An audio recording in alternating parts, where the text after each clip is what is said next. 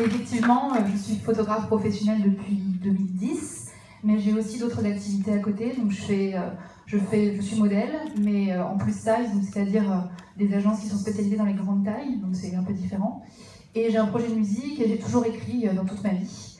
Donc c'est un peu tout ça qui m'amène à vous parler aujourd'hui. Donc vos inspirations, pour moi, elles sont hyper importantes. Je ne cherche pas à copier les gens, enfin j'essaye en tout cas, si ce n'est pour l'exercice technique peut-être au départ.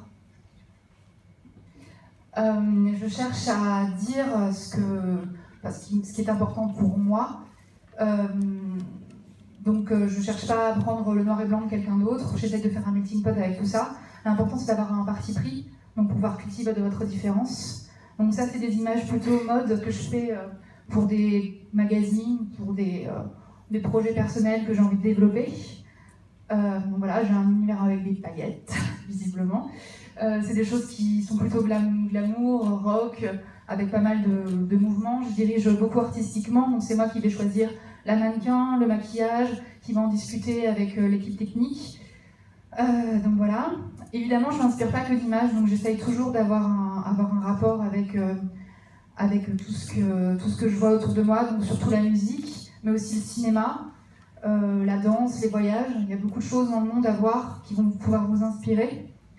Ça me permet aussi de partir d'une idée neuve et de ne pas partir d'une image qui a déjà existé, donc du coup je pense avoir un regard neuf sur ce que je fais. En tout cas j'essaye toujours. Donc par exemple si vous avez envie de faire une série sur la danse, regardez des vidéos de danse mais regardez pas des photos de danse. Je pense que c'est une manière de plus s'approprier un thème. Je travaille avec beaucoup d'artistes parce que j'aime ça et parce que je pense qu'on s'entend bien. Donc je travaille beaucoup avec des gens dans la musique, des gens qui ne sont pas forcément produits. Donc par exemple là c'est une amie à moi, elle s'appelle Lorraine Adabra, elle a un projet électropop, donc on a pu vraiment travailler son univers, etc.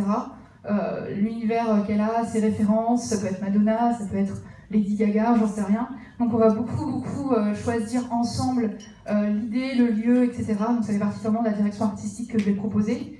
Il faut vraiment avoir une communion avec les gens avec qui vous travaillez. Je pense que c'est comme ça qu'on en ressort le meilleur. Ensuite, j'ai envie de vous parler de votre manière de diriger les gens. Vous faites poser les gens, peut-être, ça doit être un peu le cas pour certains d'entre vous, mais est-ce que vous êtes déjà, vous, allé devant l'objectif de quelqu'un? Je pense qu'on apprend énormément à être devant quelqu'un qui vous dirige ou qui ne vous dirige pas, justement. C'est là que vous allez vous dire, oh là là, qu'est-ce que je dois faire, comment je me mets, qu'est-ce que je porte, etc. Et je pense que ça, c'est un très bon moyen d'être un bon photographe, hein, quelqu'un qui va bien diriger, de pouvoir le comprendre, se mettre à sa place. Puis en plus, c'est assez chouette, c'est flatteur, ça fait du bien. Donc voilà. Après, je vais vous parler de l'évaluation que vous allez faire par rapport à votre propre travail. Donc ça, c'est quelque chose d'hyper difficile. On ne sait jamais si on a été bon, si on est cohérent, si ce qu'on fait est intéressant. J'ai vu plein de choses là aujourd'hui qui m'ont vraiment beaucoup plus marqué que ce que j'ai l'impression de faire. Donc j'ai envie de vous dire d'être vous-même, d'apprendre que vous ne pourrez jamais plaire à tout le monde. Et ça c'est hyper important quand vous vous êtes dit ça, je pense que vous vous êtes dit le principal. Donc essayez de vous plaire à vous-même déjà, c'est difficile comme ça. Dissociez votre partenaire et vos clients. Alors ça c'est juste après. Donc dissocier partenaire, client et public. Un partenaire c'est quelqu'un qui doit vous avoir compris, vous faire confiance et mettre son talent à votre service. Ça peut être une équipe de maquilleurs, ça peut être n'importe quoi, un assistant. Un client, c'est quelqu'un que vous devez satisfaire. Donc il faut que vous ayez bien compris ce qu'il voulait, qu'il vous ait bien expliqué. Donc j'accorde beaucoup de temps au cahier des charges et à la discussion au préalable. Et le public, c'est le public que vous aurez mérité. Alors mériter, c'est avec des guillemets, c'est pas vous méritez pas. C'est finalement, si vous avez des gens qui viennent vers vous, c'est que vous faites quelque chose qui les touche. Ça sert à rien d'essayer de toucher des gens qui ne seront jamais touchés par ce que vous faites, même si ça peut arriver aussi. Donc ensuite, on arrive au point d'après. L'évaluation par autrui n'est pas un guide pour moi.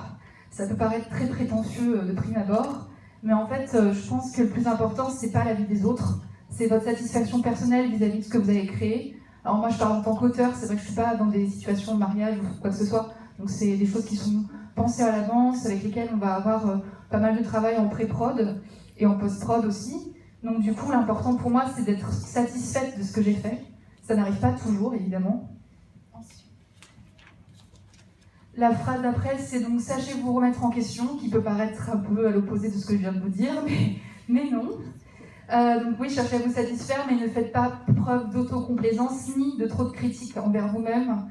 Voyez un peu ce que vous avez pu faire, ce que vous avez fait. Ah, ça va trop vite, presque fini. Alors, un point important pour moi, c'est apprendre et désapprendre. Ce qui peut avoir l'air d'une erreur technique n'est pas une erreur technique toujours. Une photo floue, une photo avec trop de grains, ça peut être chouette. Donc on peut la garder. Émancipez-vous. Spontanéité et intuition sont la conséquence de vos expériences. Donc après tout ce que vous avez pu créer, vous avez forcément votre opinion, vous avez votre intuition, suivez-la. Ensuite, je finis par presque less is more, donc c'est quelque chose que je me suis même fait tatouer, comme ça, moi je suis obligée de ne pas l'oublier. C'est pour me dire que parfois je peux refuser un projet s'il ne me plaît pas. Et il faut prioriser, il faut se concentrer, il y a beaucoup de choses à faire. Donc parfois, soyez cool avec vous-même. Et pour finir, l'artiste a toujours le dernier mot. Voilà, n'oubliez pas ça, c'est important. Merci.